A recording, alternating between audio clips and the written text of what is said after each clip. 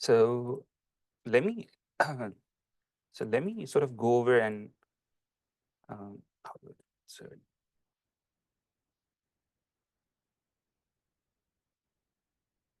so the main sort of concept in this slide is this. So you start with the population,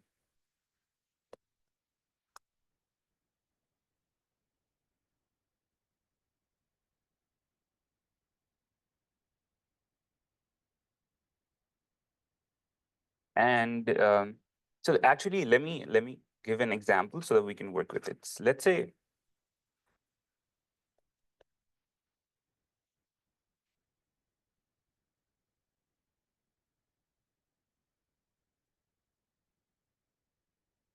so you want to find the average height of the students at A&M,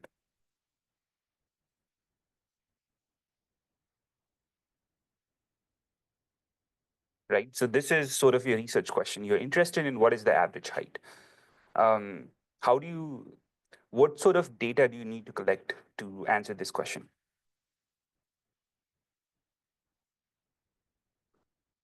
So what will be your data if you want to find the average height of the students? You need all the heights of everybody and then you average it, right? So the average is like a single number, but your data set is a bunch of heights. Um, so your data set will typically look like this. So let's say there are like n many people at A&M. Um, and for each of these people, so these are like subjects, and you ask their height. What is the height of the first person? What is the height of the second person? And so on. So you have a data set like this. At the end, what you do is you average, you sum all heights divided by the total number of heights, right? So this average will give you one single number that represents the height of everybody at A&M, right? But but this is not feasible. Asking for the height of n many people. How many students are there at A&M? 300,000, 200,000. You cannot get this data set, right? So so in such cases, what do you do? What will be what will be an alternative when you don't have the whole entire data set available with you? Take a sample, right? So if you cannot work with 300,000 people, uh, maybe take a sample uh,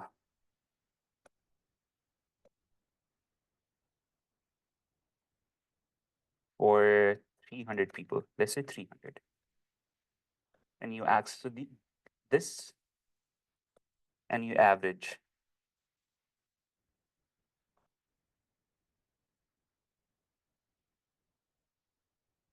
right? So this is pretty feasible. You can go and ask 300 people what their height is instead of asking 300,000 people. So this is the sample, and this will be like the data for the population, right?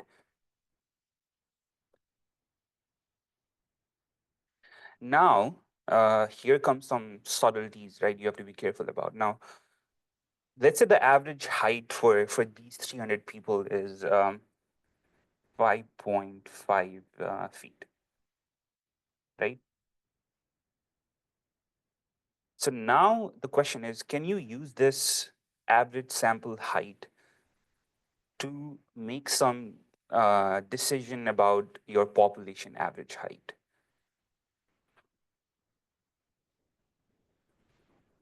It is an observation, but what I'm saying is, uh, for these 300 sample, 5.5 feet is the average height. Now, can you use this data, use this information to assess the average height of the population? You don't know the average height of the population, but do you think it'll be closer to the sample height? Uh, yes, we would like it to be closer. We would like this um, this to be our substitute for the population side, right? So in what cases this 5.5 feet might not represent the population average? What might be the cases where your sample is off, you know? Sorry? if it's not a random sample. True. Um, if your sample is biased, let me write here. If sample is biased, then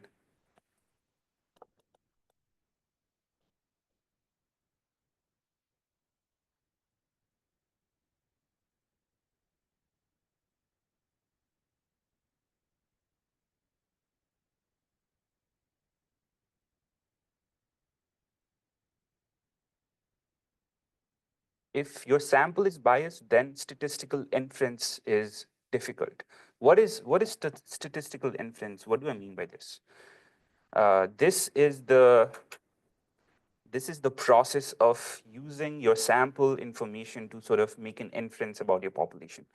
That process is called inference. You are inferring something, right? You're looking at some data and you're inferring about uh, you're guessing about the things that you have not seen based on your sample data. So this whole process from going from sample to population is called statistical inference. And and if your sample is biased, then statistical inference is difficult. Okay. Um, what would be an example of a biased sample?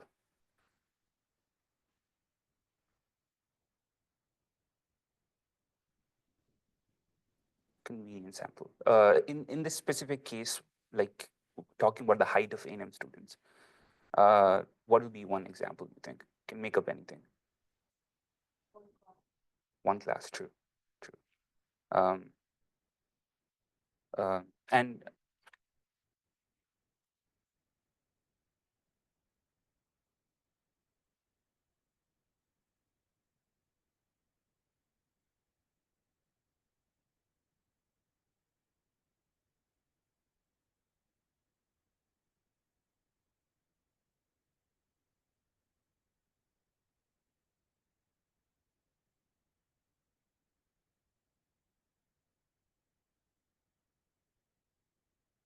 you want your samples to be as random as possible. Okay, so it, as she said, if you go to one class and have get an average of that class, it's not a representative sample. We want a sample that is representative of the population.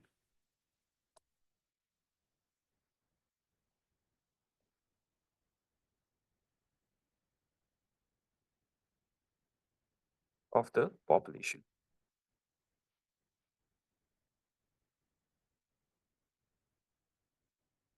Another example might be, if you go and ask, if you go and take a sample from the ROTC or something, where people there tend to have uh, taller heights, maybe something like that.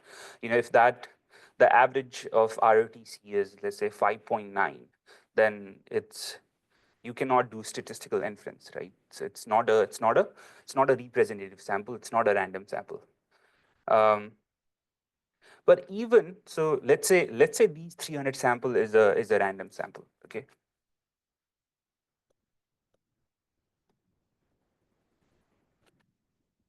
Even in the random sample, your average height changes, right?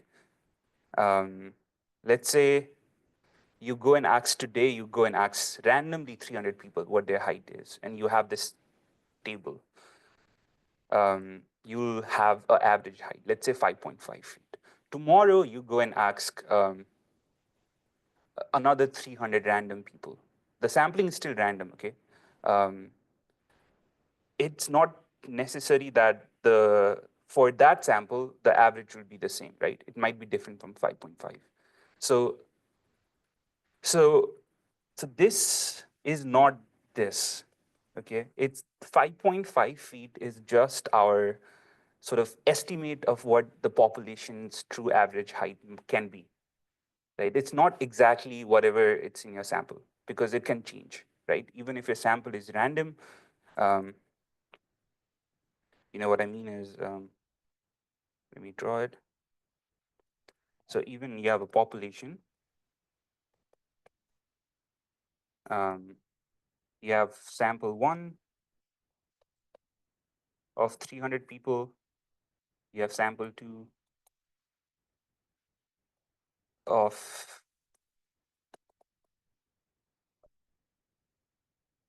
300 people,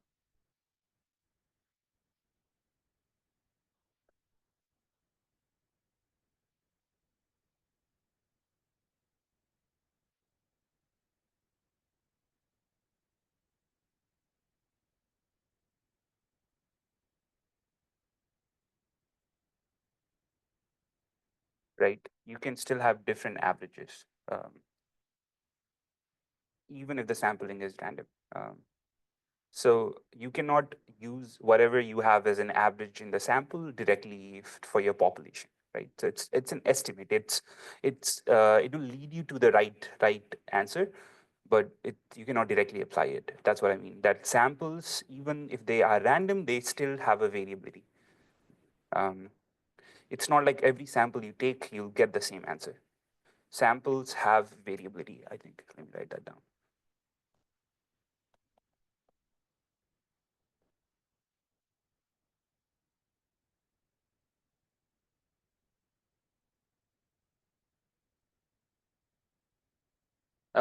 So any question up to now? No? So here, let's talk about the specific. What is the population? What is the sample? What is the parameter? And what is the variable? Uh, okay, for this problem. So what is the population? The easy one. For all of the students at A&M, right? And what is the sample? The sample is the 300 people. What is the what is the variable? Height, right? And what is the parameter?